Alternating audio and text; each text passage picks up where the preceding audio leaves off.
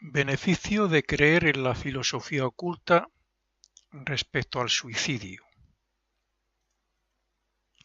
Un buen amigo interesado en lo que ocurre con las personas que se suicidan me ha preguntado que si entre mis muchas conferencias, artículos o vídeos había escrito algo al respecto, además de lo que escribió Max Heindel.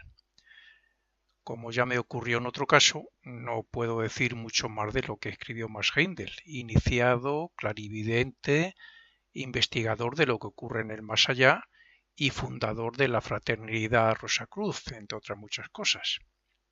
Por tanto, lo único que puedo hacer es intentar dar una explicación clara y concisa de este tema desde mi humilde conocimiento, al menos para que los que no están muy familiarizados con la filosofía oculta tengan una pequeña idea o al menos tengan un motivo para reflexionar, para meditar sobre estos temas. Soy consciente de que generalmente las enseñanzas ocultas no son comprendidas nada más que por las almas que ya han alcanzado ese nivel intelectual y también cierto grado evolutivo a través del Renacimiento. El mismo Renacimiento no es comprendido aún por la mayoría de los occidentales, mientras que es algo muy común entre la mayoría de los orientales. Sin embargo, eso no evita que cualquier persona se interese por estudiar y razonar con una mente abierta lo que algunos verdaderos ocultistas dicen sobre la vida, la muerte o lo que ocurre después de esta, entre otras muchas cosas. El tema que voy a tratar es fácil de comprender, aunque solo sea en un mínimo grado, si se razona o medita solo un poco. Pero explicar lo que hay detrás de un suicidio, según la filosofía oculta, como es mi intención, lleva consigo hablar de muchos aspectos incomprensibles y a veces inaceptables para la mayoría de las personas, sobre todo, como he dicho, para los que no están familiarizados con estas enseñanzas. Por tanto, voy a intentar explicar todo esto con la intención de que lo pueda comprender cualquier persona que lo lea o que lo escuche con una mente abierta y si al menos pone un poco de interés y de razonamiento. Para explicar los malos efectos del suicidio, porque la verdad es que buenos efectos no tiene ninguno, tenemos que hablar de cuatro cosas o cuatro temas. El primero, los cuerpos que utiliza el ser humano o alma para evolucionar vida tras vida a través del Renacimiento.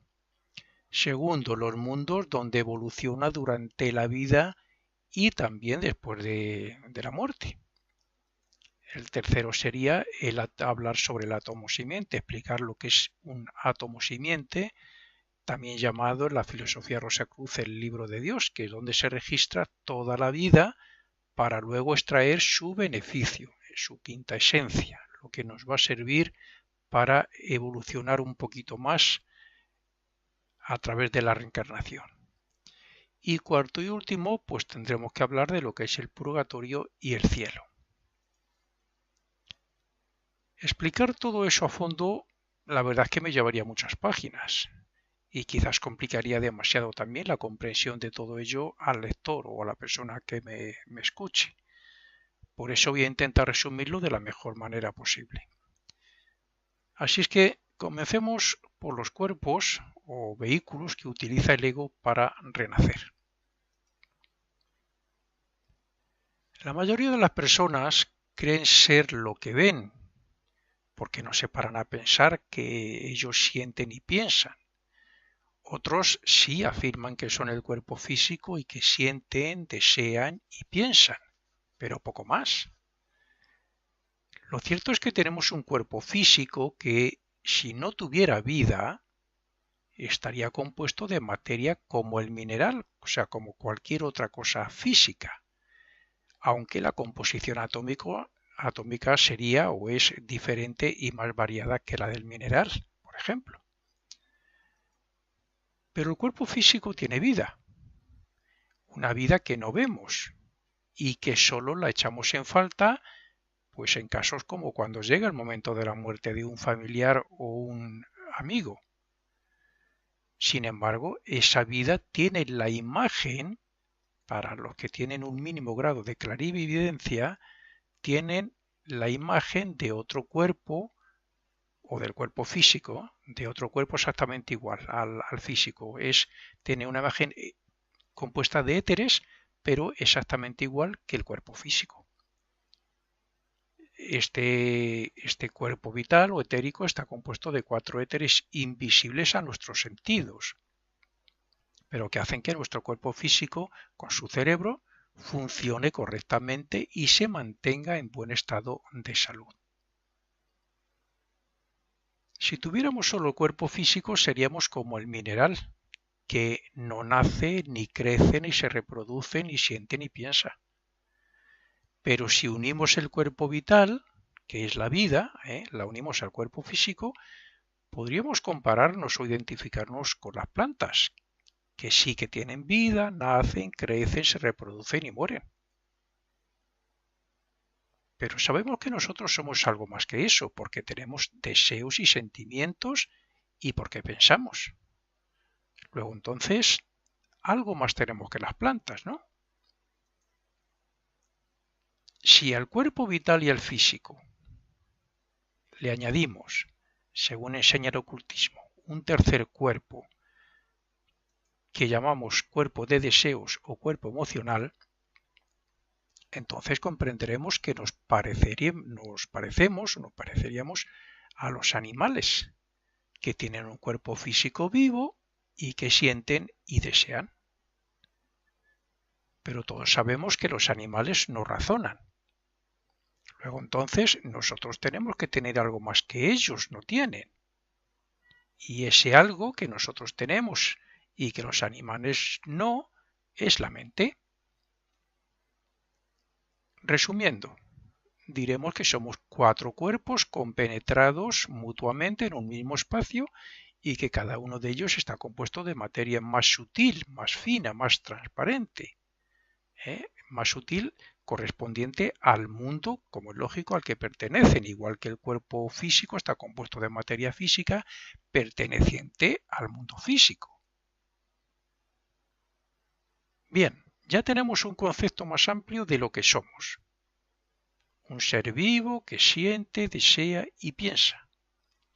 Eso es lo que somos para la mayoría de las personas. Pero cuando estudiamos la filosofía oculta descubrimos otras cosas, que muchos lo aprecian, pero no desde el punto de vista de la filosofía oculta. Con el cuerpo físico actuamos y nos expresamos con hechos, por emociones, por deseos o por la palabra de acuerdo a lo que pensamos. Ahí están todos los cuerpos relacionados. Generalmente actuamos de acuerdo a lo que pensamos, porque aún los deseos y las emociones se pueden razonar, lo que significa que un hecho físico tiene por lo general su origen en la energía vital, o sea, la energía del cuerpo vital, en un deseo o en una emoción del cuerpo de deseos y en un pensamiento de la mente. Así que el deseo o la emoción están por encima del cuerpo físico porque le pueden impulsar a hacer algo. Y la razón o la mente está por encima de los deseos y las emociones porque pueden razonarlas. Pero todas estas y otras acciones de estos 4 cuerpos no serían nada sin otros 2 aspectos que son los que verdaderamente nos hacen humanos. Estos 2 aspectos son la voluntad y la conciencia, que representan al yo superior, al ego o alma reencarnante. Eso es lo que nos diferencia, nos hace individuos y nos diferencia de los animales, además de la mente. Que tenemos una voluntad y una conciencia propia. Los 4 cuerpos son nuevos y diferentes en cada vida, pero la voluntad y la conciencia son lo mismo, pero un poco más desarrolladas gracias al fruto que recopilamos después de cada vida. ¿Qué significa todo esto? Pues que en realidad somos un espíritu que está evolucionando gracias a sus diferentes cuerpos, tanto aquí en la Tierra como en los mundos superiores después de la muerte. Aquí experimentamos, nos llevamos la película con nuestras experiencias y allí sacamos el fruto. Y hacemos otras cosas que ya veremos luego. Así es que, aunque la mente suele pensar por sí misma y sin que seamos conscientes de lo que piensa muchas veces, cuando la queremos concentrar o la concentramos por medio de la voluntad, nos hacemos conscientes y podemos dominarla y hacer lo mismo a través de ella con los deseos, con las emociones y por tanto con el cuerpo físico. Los 4 cuerpos están relacionados y cada uno de ellos, según al mundo que pertenece, según se va ascendiendo por los mundos, tiene más poder sobre el que está abajo. El cuerpo vital o etérico está compuesto de éteres de las regiones etéricas del mundo físico. Estos éteres están un poco más allá de las subpartículas químicas que se han descubierto. El cuerpo de deseos está compuesto de la materia del mundo de deseos, donde radican toda clase de vibraciones de lo que conocemos como deseos, sentimientos, pasiones, etc.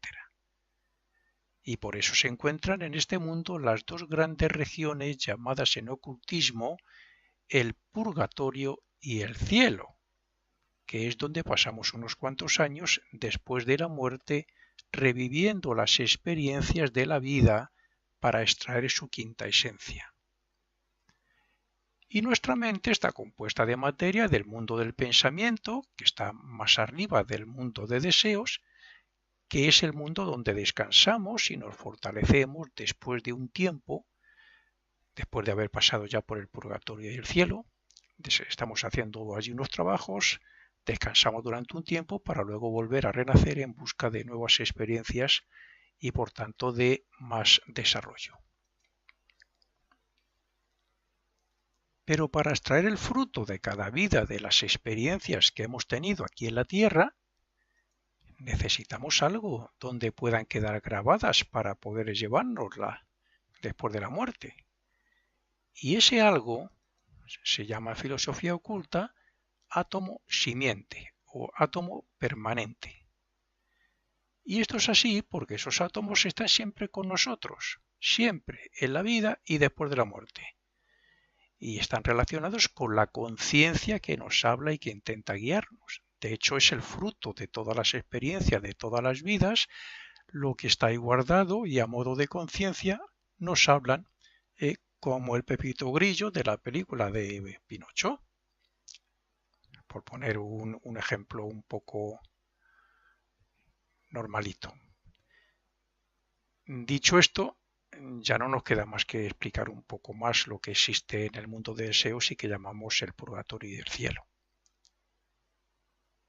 Veamos, desde que hacemos la primera inspiración de aire en el momento del nacimiento, con el mismo aire que respiramos, a partir de ahí, hasta la muerte, introducimos las imágenes y lo que ocurre en y alrededor nuestro para que a través de la sangre, las imágenes van con el aire penetra en la sangre y entonces a través de la sangre llegue al corazón, que es donde se encuentra ese átomo simiente y para que se quede todo grabado allí.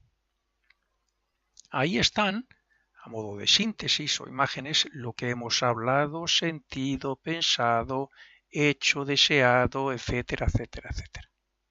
Tanto solos como en nuestras relaciones con los demás, claro. Después de la muerte, que es la salida definitiva, por decirlo así, de los 3 cuerpos invisibles, los 3 cuerpos superiores, además del físico, después de la muerte, decía, recopilamos toda esa información en forma de película. Una vez hecho esto, abandonamos el cuerpo vital en su propio mundo etérico, como he dicho antes, igual que como antes hemos abandonado el cuerpo físico en el mundo físico. Y, como es evidente, seguimos ascendiendo hasta situarnos en lo más bajo, denso y grosero del mundo de deseos, es decir, en el purgatorio. Ya estamos, por lo tanto, en el mundo de deseos. Ahí están las regiones inferiores, está el purgatorio y las superiores el cielo. En el purgatorio sufrimos el mal que hemos hecho, en el superior recibimos y sentimos, revivimos y grabamos, claro, todo el bien que hemos hecho, la felicidad que hemos causado a otras personas y la que otras personas han causado en nosotros. En esta gran región llamada purgatorio es donde sentimos o revivimos el mal causado a otros. Y ese hecho es el que nos hace que grabemos el resultado como algo así, vamos a decirlo, voy a decirlo en una frase, como que eso no se debe hacer. Ese es el resultado de lo que ocurre en el purgatorio. Es una advertencia que la conciencia no lo va a decir en la próxima vida, cuando vayamos a hacer algo malo, que hemos sufrido ahí en el purgatorio, la conciencia nos va a decir, eso no lo hagas, eso no se debe hacer. Y cuando lo hemos hecho, pues muchas veces la conciencia nos dice, no lo tenías que haber hecho. ¿Por qué? Pues porque ya sufriste en otra vida por eso mismo. De ahí que la conciencia nos advierta cuando vamos a hacer algo malo, como digo. Como el Pepito Grillo le decía a Pinocho. Es decir, si ofendimos a alguien y sintió dolor por ello, pues nos veremos en su lugar y sufriremos lo mismo que esa persona sufrió. Y eso queda grabado como un sentimiento de rectitud. Algo parecido pasa en la otra gran región superior llamada cielo, porque allí revivimos y grabamos todo el bien que hemos hecho y el bien que hemos y han sentido las personas por todas nuestras buenas obras. Y eso queda grabado como, voy a decir otra frase también, como un impulso para hacer el bien en las vidas futuras. Eso es lo que la próxima vida nos va a aconsejar o a guiar para que hagamos el bien, porque nos va a causar felicidad, nos va a causar bien, desarrollo y una felicidad interna. Así es que, como podemos ver, en cada vida renacemos con cierto grado de desarrollo más adquirido de las experiencias de todas las vidas anteriores y por lo tanto deberíamos ser mejores, como así lo demuestra la evolución que hemos hecho desde que éramos prehistóricos hasta nuestros días. Si no fuera por la reencarnación no sería así. Si fuéramos espíritus nuevos en cada vida, pues no habría genios. Los genios es porque en otra vida ya han trabajado sobre esas mismas cosas y en esta ya lo demuestran. No somos espíritus nuevos en cada vida, porque si no estaríamos siempre en la prehistoria. Y digo esto porque somos los mismos espíritus los que renacemos y aplicamos a nuestra vida lo aprendido y el grado de conciencia adquirido desde nuestro origen como individuos humanos, incluso desde mucho antes de la prehistoria. Pero bueno, yo para entendernos digo desde la prehistoria. Bueno, sabiendo ya todo lo que deberíamos saber antes de explicar qué pasa con el suicidio, vamos a entrar en el tema. Lo primero que debemos tener presente es que cada uno de nosotros viene con una, entre comillas, programación respecto a los años de vida que estaremos en un cuerpo físico y respecto a las líneas generales de nuestro destino. Las líneas generales, por ejemplo, pues las almas íntimamente relacionadas con nosotros, las personas que vamos a estar muy unidos o ellas unidas a nosotros, como eso, la esposa, el marido, los hijos, etcétera. También, por ejemplo, los lugares donde vamos a estar mucho tiempo y hechos o karmas que nos van a ocurrir, que no podremos eludir, porque son deudas del pasado que debemos saldar. Todo eso ya lo traemos. Luego, antes de renacer, podemos poner alguna cosa o cambiar alguna cosa, pero esas líneas generales no. La duración de la vida depende de un molde, algo así como un arquetipo vibrante, una especie de nube de energía vibrante, de materia del mundo del pensamiento, porque está construido allí, ese molde vive allí, vibra allí, representa nuestra vida, y ahí está la duración que va a durar nuestra vida, en el mundo del pensamiento. Y ese grado vibratorio es el que tiene el átomo simiente en el corazón.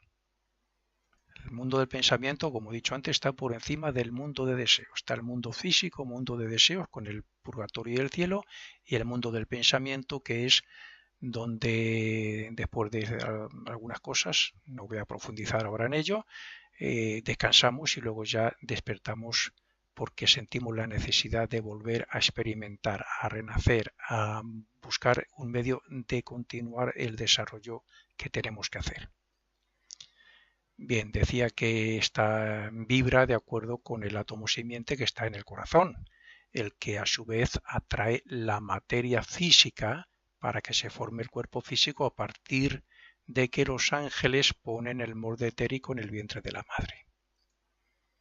La vibración, el grado de vibración, la clase de ese átomo simiente es la que atrae la materia que corresponda para que se forme, se vaya uniendo al molde etérico que depositan los ángeles, es una de las ayudas que tenemos de ellos, depositan en el vientre de la madre. Luego nosotros ya entramos en el vientre de la madre y se va formando el cuerpo físico. Por tanto, la vibración del arquetipo es la misma que la del átomo simiente y es esa vibración la que atrae la materia y la mantiene unida durante todo lo que dure la vida. Lo que significa que en cuanto esa vibración deje de vibrar, la vida se acaba. Cuando se ha vivido la vida y el destino previsto y llega el momento de la muerte, el arquetipo vibrante del mundo del pensamiento deja de vibrar y esto hace que el átomo simiente salga del cuerpo físico por la cabeza junto al cuerpo vital, al cuerpo de deseos y a la mente, o sea, a los cuerpos superiores que no vemos. Pero que, como he explicado al principio, tenemos sentimientos, emociones, pensamientos, la propia vida. Bien, durante aproximadamente 3 días está flotando este ego con sus cuerpos superiores, y a nosotros como yoes, estamos en nuestros cuerpos superiores invisibles flotando sobre el cuerpo físico, recopilando la película de la vida pasada y unido todavía al cuerpo físico por un cordón etérico de un color así, color plata. Plateado se suele decir.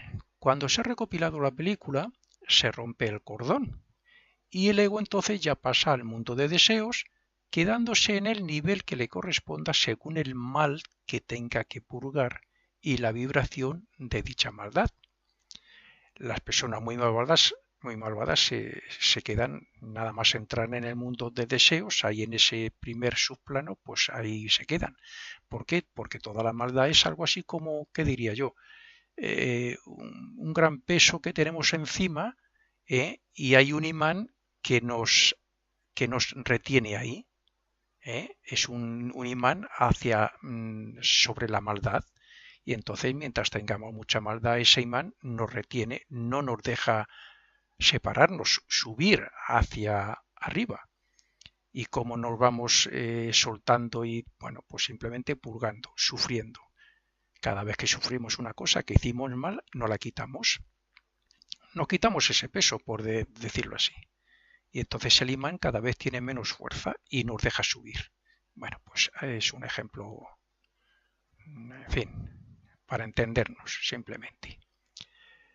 Los muy malos se quedarán en lo más inferior, o sea, donde están los sentimientos y deseos más groseros y malvados, por no decir pasiones, odios, ánimos de venganza, etc.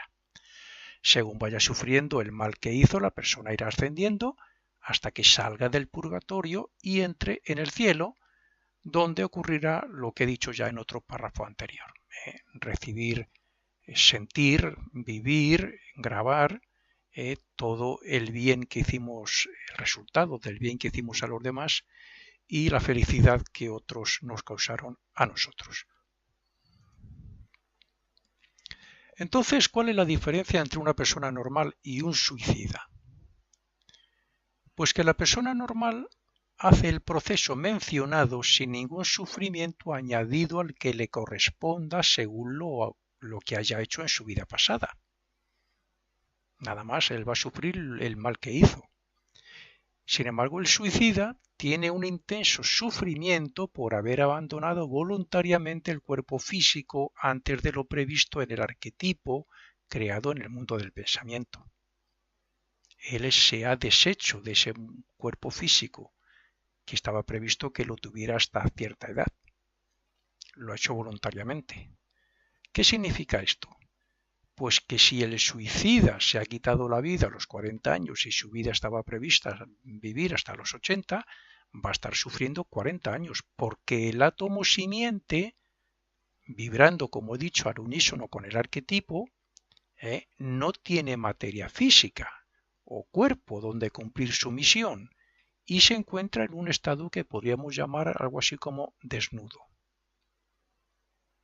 Entonces, la persona que se quita la vida no puede hacer el trabajo post-mortem en el mundo de deseos, ese purgatorio y ese cielo, no puede pasar ahí, porque el átomo simiente está en el cuerpo vital.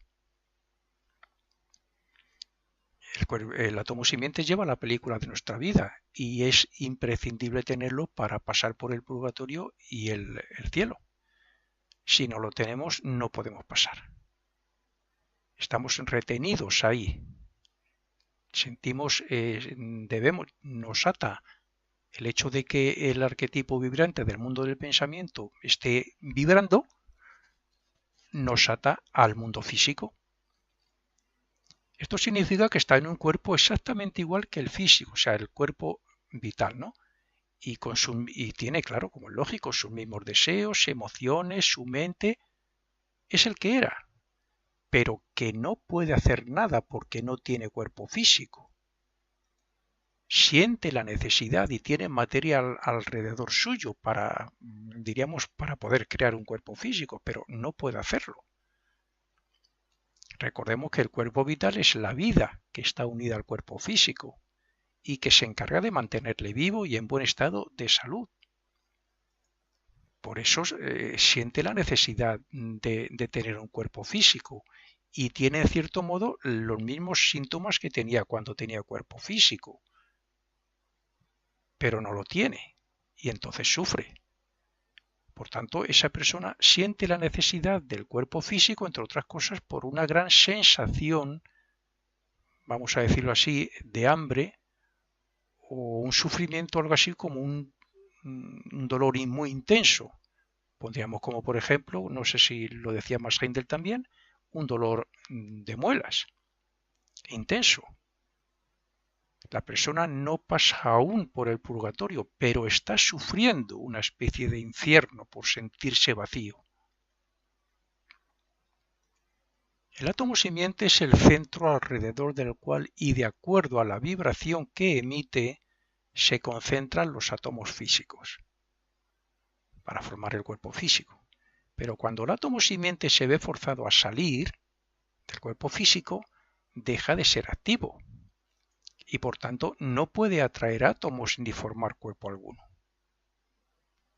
En la muerte natural el arquetipo deja de vibrar, pero en el suicidio no, aunque los cuerpos invisibles sufran un cambio como el que sufren. En el suicidio, la pérdida del cuerpo físico tiene como consecuencia que una parte del arquetipo quede vacía. Y es ese vacío en el arquetipo el que hace que el ego se encuentre en un mundo donde todo es dolor y sufrimiento. Es el átomo simiente el que, teniendo alrededor todas las sustancias, porque está en las regiones etéricas, los éteres son la base de las sustancias químicas, de las subpartículas que forman átomos, moléculas, células, hasta llegar al cuerpo físico. Lo tiene todo alrededor, al fin y al cabo. Pero claro, no puede asimilarlas ni modelar un cuerpo físico. Por eso, y aunque la ley de consecuencia trabaja muy específicamente en el mundo de deseos y la vida física, también en esos años de sufrimiento, de vacío y de espera, también le enseñan esta ley al ego la lección de que no debería de haber abandonado su cuerpo físico, no debería de haberse suicidado. De hecho, en la próxima vida, ese ego tendrá pánico a la muerte. Y lo que es más, o peor, tendrá que afrontar, aunque no quiera, las circunstancias que hicieron que se suicidara. Así es que, por último, cabe preguntarse, ¿sirve de algo el suicidio? Y la respuesta es que en realidad no sirve para nada, excepto para sufrir mucho sin necesidad. Las personas que no estén familiarizadas con estas enseñanzas, si razonan esto un poco y pueden ver algún diagrama de estos mundos, donde está el purgatorio, donde está el cielo, etcétera, seguro que van a entender esto un poquito y lo van a encontrar incluso algo razonable y lógico.